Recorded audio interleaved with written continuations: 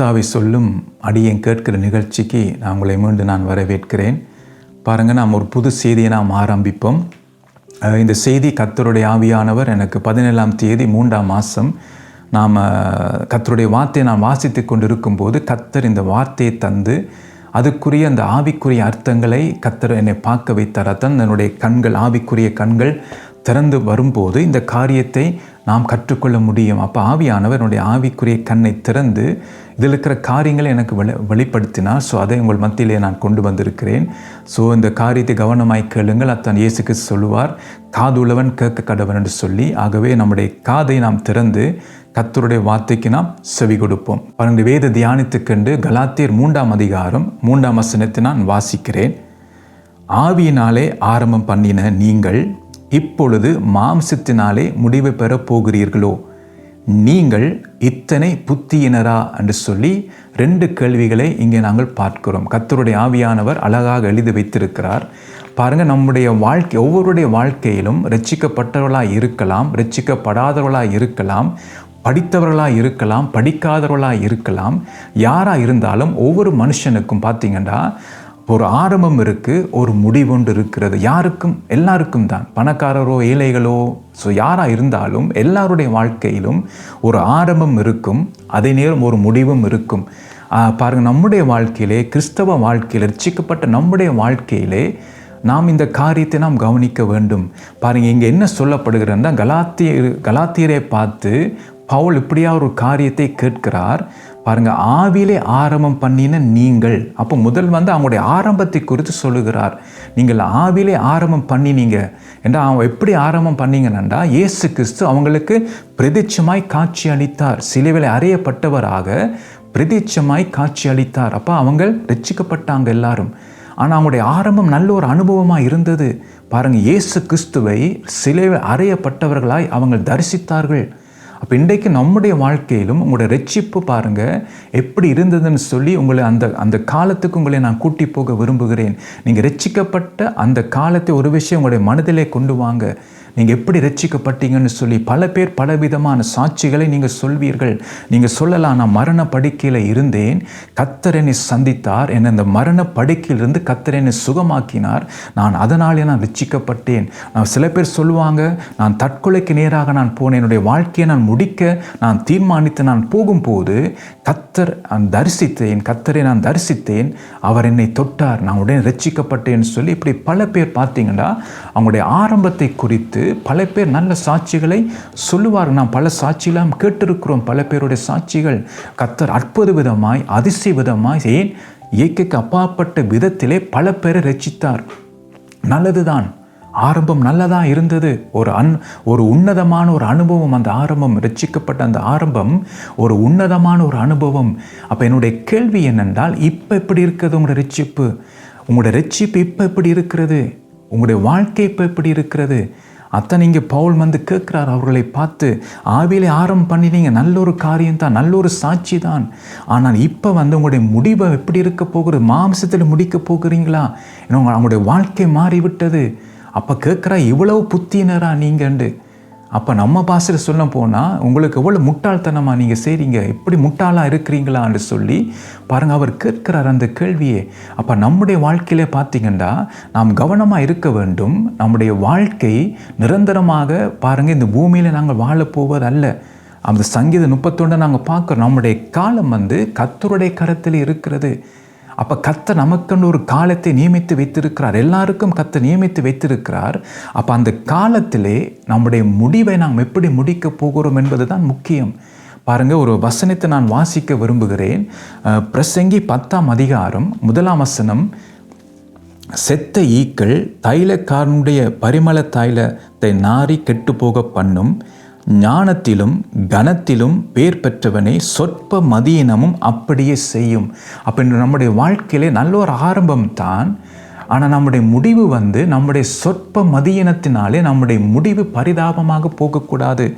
பாருங்க, இந்த பிரசங்கி எழுதின சலமோனை நாங்கள் பார்க்கும்போது, நீதிமொழிகள் எழுதினார், பிரசங்கி எழுதினார், உன்னத பாட்டு எழுதினார். பாருங்க, அவருடைய வாழ்க்கை பாருங்க பரிதாபமாய் முடிந்தது. நல்ல ஒரு ஆரம்பம் அவருக்கு இருந்தது. பாருங்க, சலமோன் அந்த ஜெபத்திலே பாருங்க கர்த்தர் பிரியமுள்ளவராய் இருந்தார். பாருங்க, அதனாலே சாலமோன் கேட்காத ஐஸ்வர்யத்தை அதிகமாய் அவர் கொடுத்தார். ஆனால் அவருடைய முடிவை பார்த்தீங்கன்றால் பரிதாபமாக இருக்கிறது. நல்ல நீதிமொழி எழுதின மனுஷன், பிரசங்கி பாருங்க, அந்த புத்தகத்திலே பாருங்க, நல்ல தத்துவங்கள் எழுதின மனுஷன், அவர் தான் எழுதுகிறார் இதை. ஆனால் சொற்ப மதியினம் பாருங்க, அவருடைய வாழ்க்கையை கெடுத்தது. அப்போ இன்றைக்கு உங்களுடைய வாழ்க்கையை எதை கெடுக்கிறது? எதற்கு நீங்கள் இடம் கொடுக்குறீங்க? உங்களுடைய கிரியை எதை நோக்கி இருக்கிறது? நல்லா ஆரம்பம் பண்ணினீங்க தான், ஆனால் உங்களுடைய கிரியை எதை நோக்கி இருக்கிறது? எப்படி உங்களுடைய வாழ்க்கையை முடிக்க போகிறீங்க? பாருங்க, இன்றைக்கு நம்முடைய வாழ்க்கை கேரண்டி இல்லை. இப்போ எடுக்கிற காருக்கு பார்த்தீங்கன்னா கேரண்டி கொடுப்பார்கள், எடுக்கிற எலக்ட்ரானிக் பொருட்களுக்கு கேரண்டி கொடுப்பார்கள். ஆனால் நம்முடைய வாழ்க்கை கேரண்டி அல்ல. இப்போ 20 வயசு எனக்கு இருக்குன்னு சொல்லி நாம் பார்த்தீங்கன்னா நாம் இன்னும் கன வருஷம் இருக்குன்னு சொல்லி நாம் இருக்க முடியாது. யாருக்கும் எவருக்கும் எப்போ நேரம் மரணம் வரலாம், ஆபத்து வரலாம். பாருங்கள், பல காரியங்கள் இந்த உலகத்திலே நடக்கிறது. விமானத்திலே போகிறார்கள், பல காரியங்கள் நடக்கிறது. ட்ரெயினில் போகிறார்கள், காரில் போகிறார்கள். ஏன் நடந்து போகும்போது பாருங்கள் ஆபத்து வருகிறது. அப்போ என்ன நடக்கிறதுன்னு சொல்லி நமக்கு தெரியாது. அப்போ நமக்கு இருக்கிற அந்த காலத்தை நாம் பிரயோஜனப்படுத்த வேண்டும். அதான் எபேசு சொல்லப்படுகிறது, நாட்கள் பொல்லாதவைகள் ஆனதால் காலத்தை பிரயோஜனப்படுத்தி கொள்ளுங்கள். அப்போ இந்த நாட்களில் இருக்கிற இந்த காலம், அத்தான் காலம், காலமே, மத்தியானம், இரவு. அப்போ இதை எப்படி நாம் பிரயோஜனப்படுத்துகிறோம்? நல்ல ஆரம்பம் தான், நம்முடைய வாழ்க்கையில் ரட்சிக்கப்பட்டோம், நல்லது தான். ஆனால் நம்முடைய முடிவு எப்படி இருக்க போகிறது?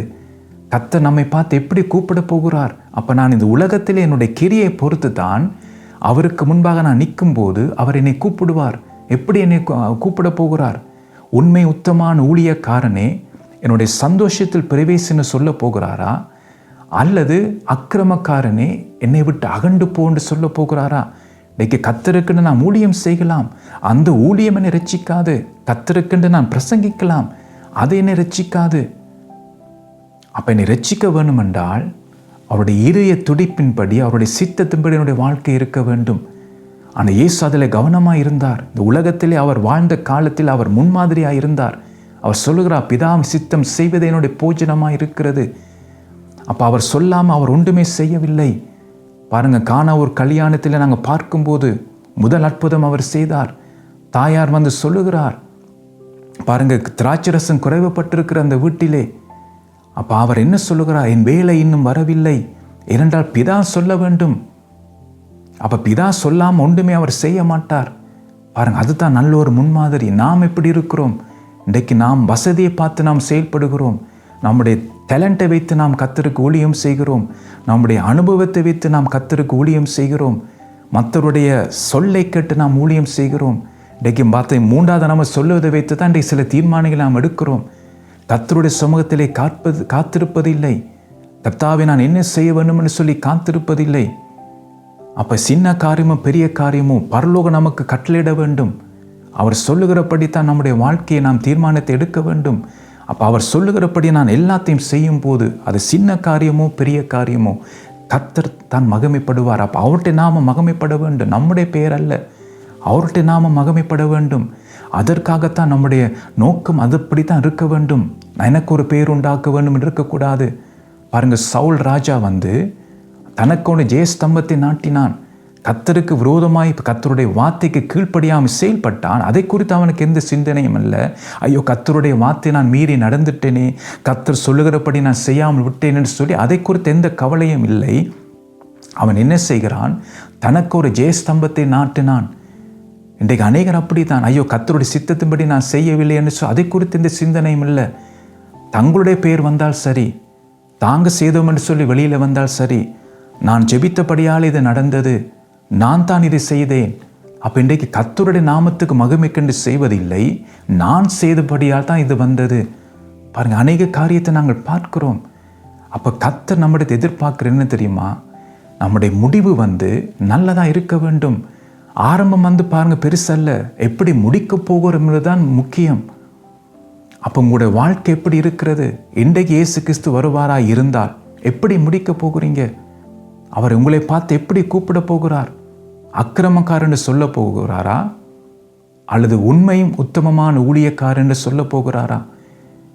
அப்போ நம்முடைய கிரியை பொறுத்து தான் கர்த்தருடைய பதிலும் இருக்கும். அப்போ நாம் கவனமாக இருக்க வேண்டும். இன்றைக்கு நாம் நினைக்கிறோம், நான் ஊழியம் செய்கிறேன், நான் அது செய்கிறேன், இது செய்கிறேன், நான் எப்படியும் பரலோகம் போகலாம் என்று. அப்படி அல்ல.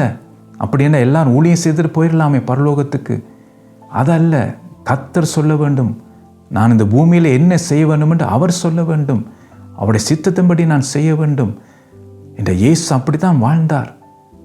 அப்போ அவருடைய சித்தத்தின்படி நாம் ஊழியம் செய்ய வேண்டும். அவருடைய சித்தத்தின்படி நாம் ஜெபம் பண்ண வேண்டும்.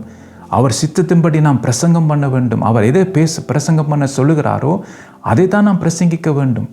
ஸோ இந்த வார்த்தை நல்லா இருக்கும், இந்த சபைக்கு இது நல்லா இருக்கும்னு சொல்லி நம்முடைய ஞானத்தை பயன்படுத்தி எதை நாம் பிரசங்கம் பண்ண போகக்கூடாது. கர்த்தர் சொல்லுகிறதை நாம் சொல்ல வேண்டும். அதுதான் மிக மிக முக்கியம் நம்முடைய வாழ்க்கையிலே. அப்போ நம்முடைய முடிவு எப்படி இருக்க போகிறது பாருங்கள். சொற்ப மதியினம் அந்த அழகாக எழுதப்பட்டிருக்கு. சலமோனை எழுதி போட்டு அவருடைய வாழ்க்கையை பார்த்தீங்கன்னா முடிவு ஒரு பரிதாபமாய் போய்விட்டது. கர்த்தரை விட்டு தூரம் போனார், கர்த்தருக்கு முதுகை காட்டினார். ஏன் இந்த நிலைமை அவருக்கு? சொற்ப மதியினம் பாருங்க, அவரை விழத்தள்ளி விட்டது.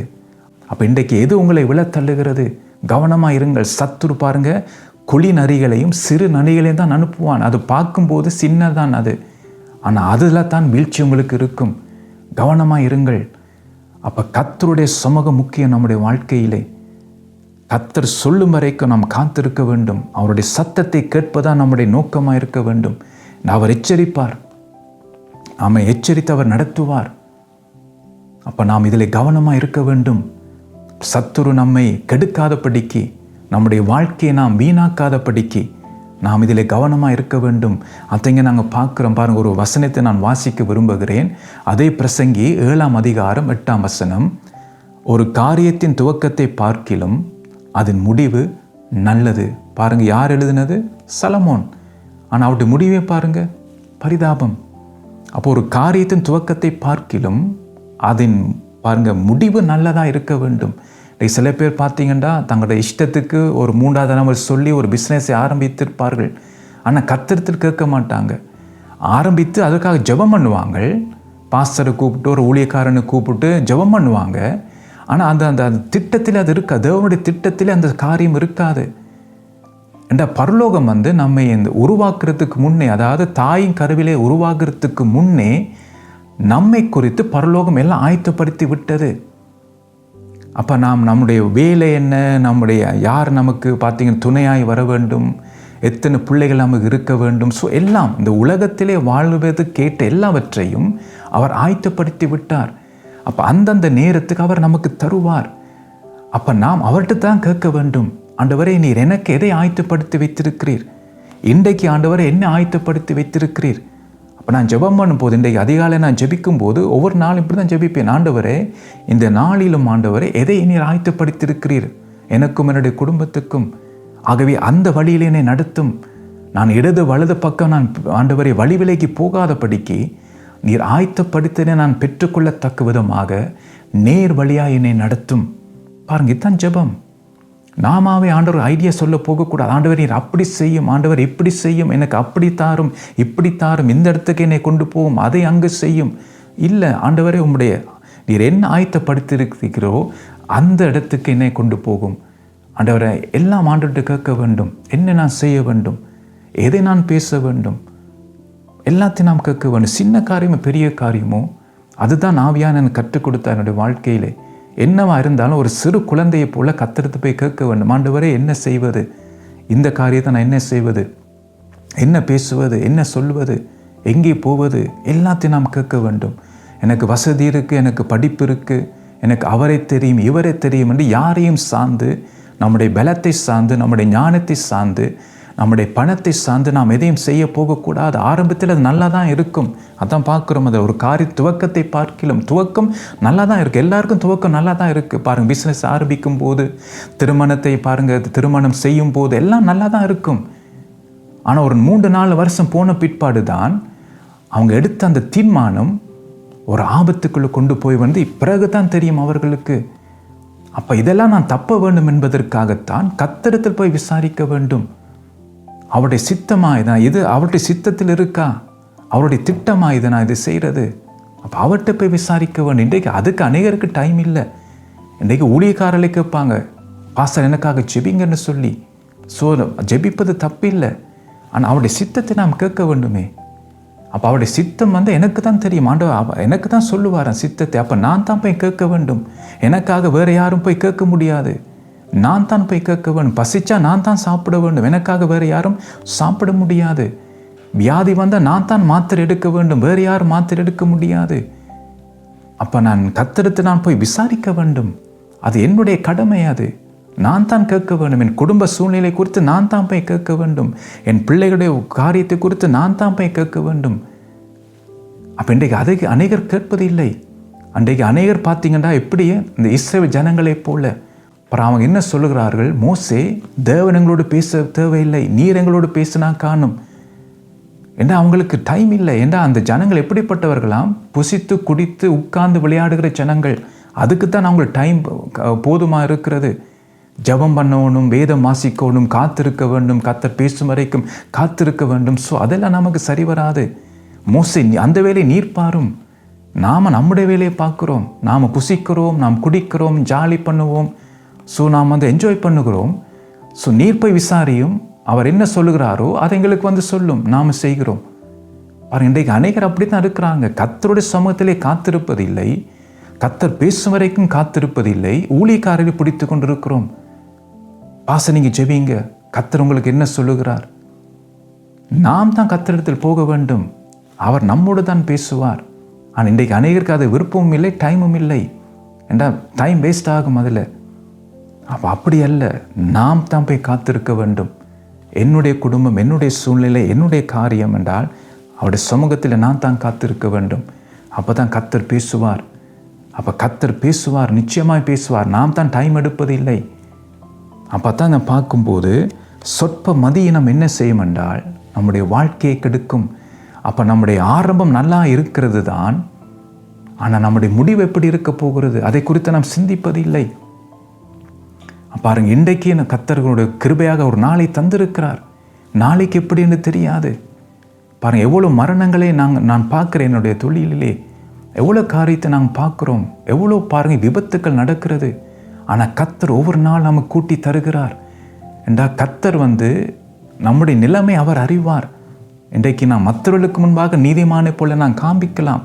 நல்லா ஜெபிக்கிறவளை போல நாம் காண்பிக்கலாம். ஏன் நல்லா ஜெபமும் கூட பண்ணலாம். ஆனால் அவருக்கு தான் தெரியும் என்னுடைய நிலைமை எப்படி இருக்குன்னு சொல்லி, என்னுடைய உள்ளான மனுஷன் எந்த நிலைமையில் இருக்கிறான்னு சொல்லி. பாருங்க, பாஸ்டருக்கும் தெரியாது, ஊழியக்காரருக்கும் தெரியாது, ஆனால் அவருக்கு தான் தெரியும். அப்போ அதனால தான் கர்த்தர் நமக்கு தருணங்களை கொடுக்கிறார். என்று அந்த காலத்துக்குள்ளே நான் மனம் திரும்ப வேண்டும். அந்த கர்த்தர் குறிப்பிட்ட அந்த காலத்துக்குள்ளே நான் கர்த்தரை தேட வேண்டும், மனம் திரும்ப வேண்டும். அதான் பாருங்க, உங்களுக்கு அருமையான வார்த்தை 2 கொரிந்தியர் 6ஆம் அதிகாரம் 2ஆம் வசனம். பாரு, இன்றைக்கு அனுகிரக காலம் சொல்லப்படுகிறது. அதை என்ன சொல்லப்படுறது? அனுகிரக காலத்தில் நான் உனக்கு செவி கொடுத்து இரட்சணி நாளில் உனக்கு உதவி செய்வேன். அப்போ இன்றைக்கு அனுகிரக காலம், இன்றைக்கு இரட்சணி நாள். அப்போ கர்த்தர் நமக்கு தருணம் தருகிறார். அதை நாம் பிடித்து கொள்வோம், அந்த காலத்தை பிரயோஜனப்படுத்திக் கொள்வோம். அப்போ அதான் நாங்கள் பார்க்குறோம் இந்த காரியத்தை. அப்போ நம்முடைய வாழ்க்கை எப்படி நாம் முடிக்க போகிறோம், நம்முடைய வாழ்க்கை எப்படி முடிய போகிறது. பாருங்கள், இந்த செய்தியின் தலையங்கம் என்னென்றால் ஆவியிலிருந்து மாம்சத்துக்கு செல்லும் ஆபத்தான மாற்றம். அதான் உங்கள் மத்தியிலே நான் கொண்டு வந்திருக்கிறேன். திரும்ப நான் சொல்லுகிறேன், ஆவியில் இருந்து மாம்சத்துக்கு செல்லும் ஆபத்தான மாற்றம்.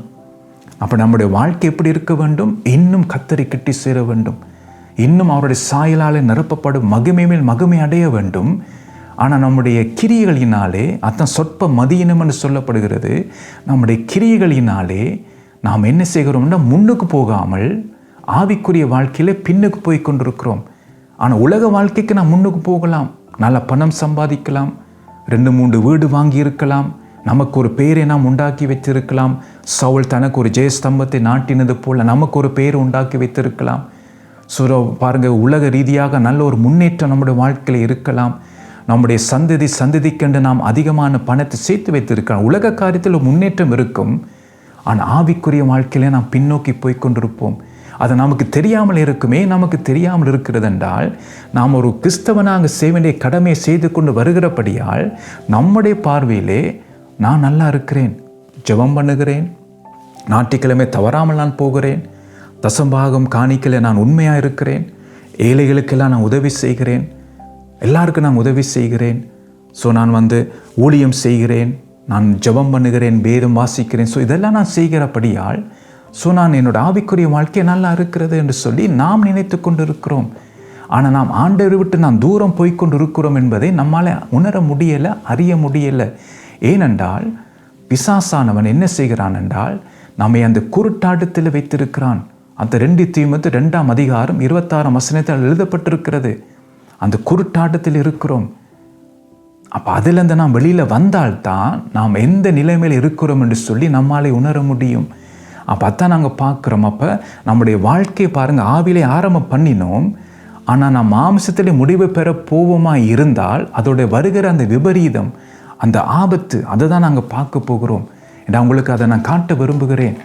நாம் ஆவியிலே நாம் வளராவிட்டால், கர்த்தருடைய ஆவியானவர் நம்மை நடத்துவதும் படி நம்முடைய வாழ்க்கை இல்லாமல் போனால், அந்த மாம்சம் நம்மை மேற்கொள்வதற்கு நாம் இடம் கொடுக்கும் போது, நம்முடைய வாழ்க்கை பின்னோக்கி போகும்போது அதாலே வருகிற ஆபத்தை நாம் காட்ட விரும்புகிறேன்.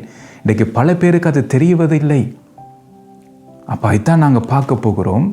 பாருங்கள், ஆவியினாலே ஆரம்பம் பண்ணினவர்கள் மாம்சத்தினாலே முடிவை பெற போகிறதுக்கு என்ன காரணம்?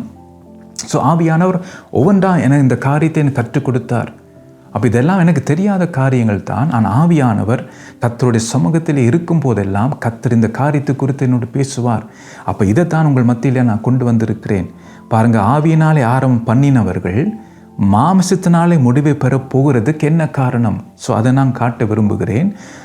கலாத்தியர் 3ஆம் அதிகாரம் 1ஆம் வசனத்தை நான் வாசிக்கிறேன். புத்தியில்லாத கலாத்தியரே, நீங்கள் சத்தியத்து கீழ்ப்படியாமல் போகத்தக்கதாக உங்களை மயக்கினவன் யார்? பாருங்கள், இதிலும் ஒரு கேள்வி வருகிறது. பாருங்கள், முதல் ஆரம்பிக்கும் போது இந்த வசனத்திலே எப்படி ஆரம்பிக்கிறார் என்றால், பாருங்கள், புத்தி இல்லாத கலாத்தியர் என்று ஆரம்பிக்கிறார். ஏனென்றால் அவங்க என்ன செய்தாங்களாம், அவங்க சத்தியத்துக்கு கீழ்ப்படியாத படிக்கு அவங்க மயக்க நிலைமையில் வந்து விட்டாங்க. அதான் முதல்ல நான் சொன்னேன், பிசாசானவன் அவனுடைய இச்சையின்படி செய்ய அவனாலே பிடிப்பட்டு இருக்கிறவர்கள் மறுபடி மயக்கம் தெளிந்து, அப்போ என்ன சொல்லப்பட்டு, சாந்தமாய் அவர்களுக்கு நாம் உபதேசிக்க வேண்டும் என்று சொல்லி. அப்போ கர்த்தருடைய வார்த்தை, அந்த சத்தியம், அதான் இயேசு சொல்ல யோவானிலே, சத்தியத்தை அறிவீர்கள், சத்தியம் உங்களை விடுதலையாக்கும். இன்றைக்கு நமக்கு வசனம் தெரியும், ஆனால் சத்தியம் தெரிவதில்லை. அந்த வசனத்துக்குள் இருக்கிற சத்தியம் ஆவியானவர் தான் நமக்கு வெளிப்படுத்துவார். இன்றைக்கு பைபிள் ஸ்கூல் போவதனாலே வார்த்தை நமக்கு தெரியும், வசனத்தில் இருக்கிற அந்த வசனங்கள் நமக்கு தெரியும், ஆனால் அதுக்குள்ள இருக்கிற சத்தியம் நமக்கு தெரியாது. அந்த சத்தியம் யார் வெளிப்படுத்துவார் என்றால் ஆவியானவர். என்ற ஆவிக்குரியவைகளை ஆவிக்குரியவனை சம்மதம் படுத்தி காண்பிக்கிறவர் அவர்தான். பரலோக காரியத்தை அவர் தான் நமக்கு வெளிப்படுத்துவார். எங்கேயும் நாங்கள் உலக ரீதியாக போய் எங்கேயும் நாம் அதை அறிய முடியாது. எந்த ஒரு பைபிள் ஸ்கூலுக்கு போவதினாலும் நாம் அறிய முடியாது. அந்த வார்த்தை நாம் அறியலாம், இந்த பைபிள் இருக்கிற அந்த வார்த்தை முழுவதும் அறியலாம் நாம், ஆனால் அதுக்குள்ள சத்தியத்தை அறிய முடியாது.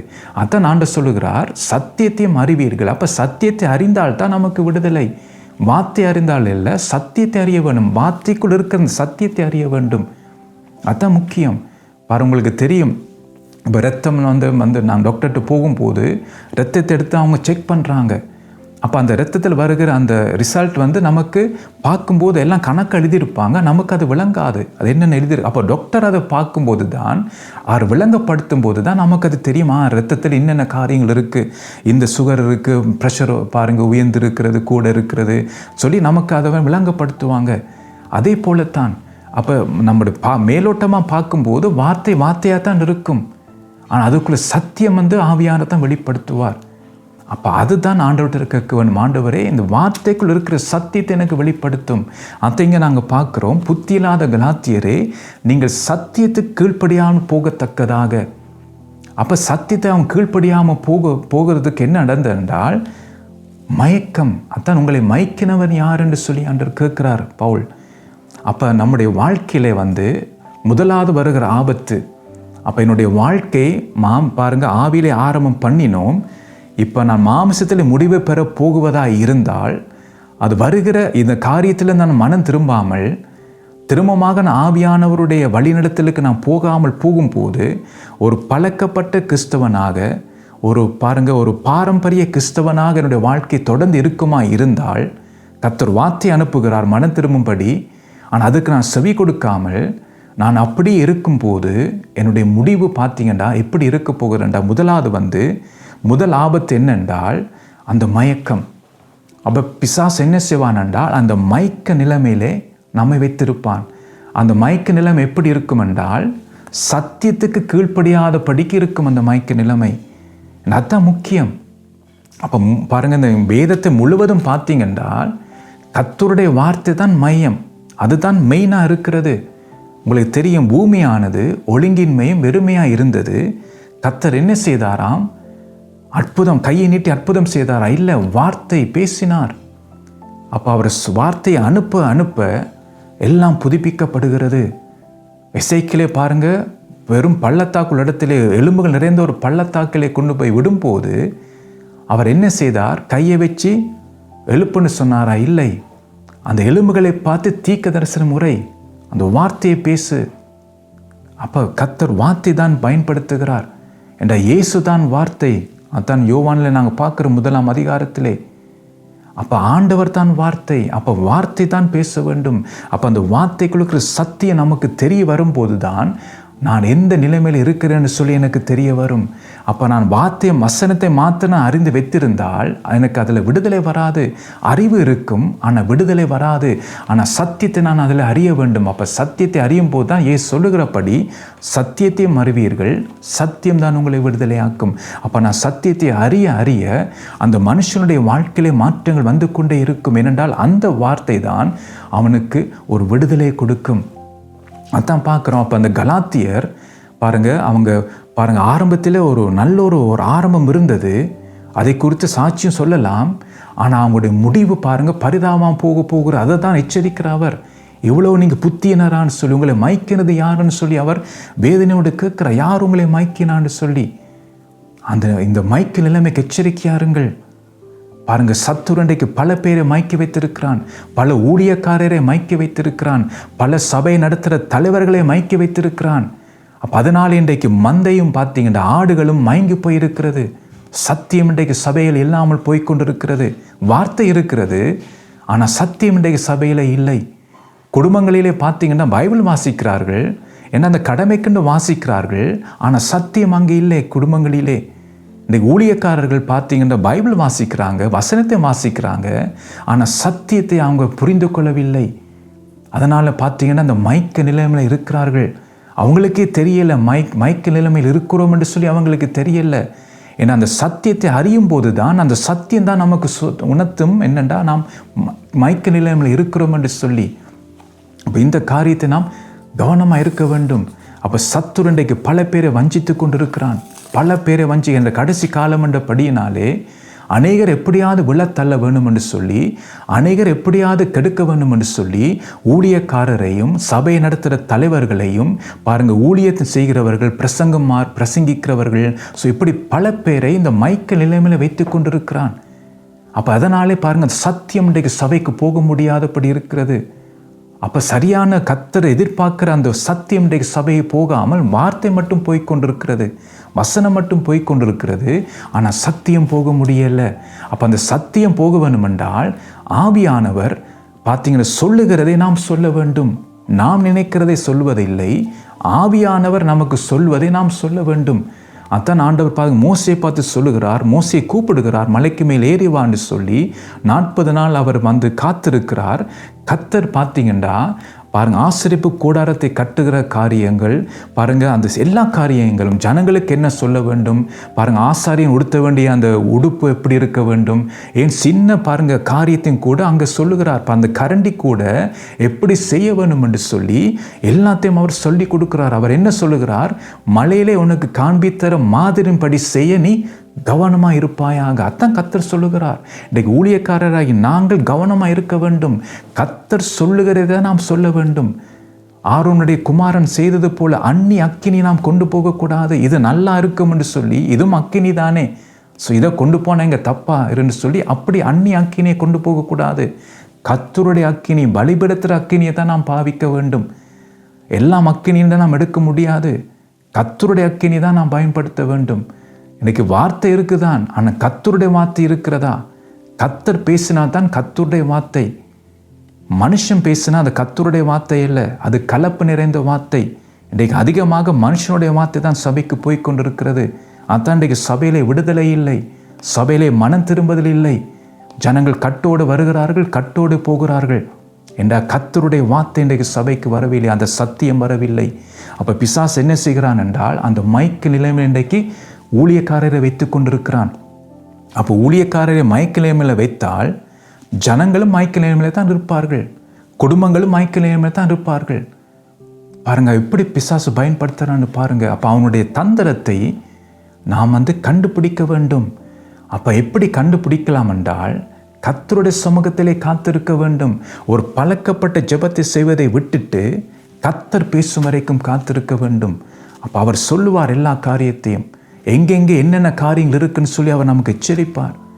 ஸோ அப்போ அதுதான் மிகவும் முக்கியமாக இருக்குது. என்னென்னு சொன்னால், முதல் ஆபத்து அந்த மயக்க நிலைமையிலிருந்து நாம் வெளியில் வர வேண்டும்.